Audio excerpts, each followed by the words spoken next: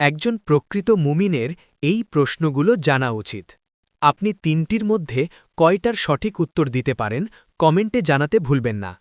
প্রশ্ন ১, মহান আল্লাহ তাআলা পবিত্র কুরআনের কোন সূরাকে সূরাউল আসাস বা কুরআনের ভিত্তি হিসেবে অভিহিত করেছেন?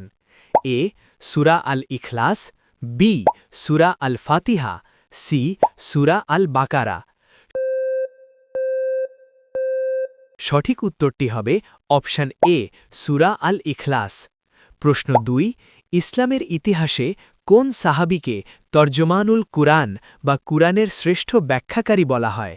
এ হযরত আব্দুল্লাহ ইবনে আব্বাস রাদিয়াল্লাহ, বি হযরত জায়েদ ইবনে সাবিত রাদিয়াল্লাহ, সি হযরত উবাই ইবনে কাব রাদিয়াল্লাহ।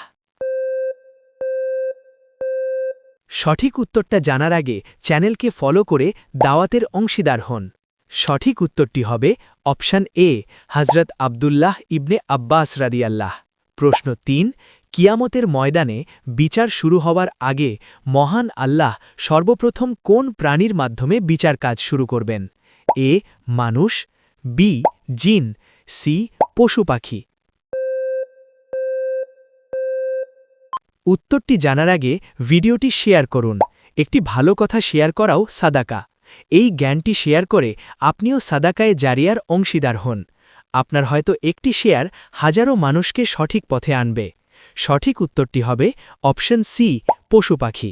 আপনি যদি সত্যি ইসলামকে ভালোবাসেন তাহলে কমেন্টে লিখুন আই লাভ ইসলাম। আপনি কয়টি প্রশ্নের উত্তর দিতে পেরেছেন কমেন্টে জানাবেন।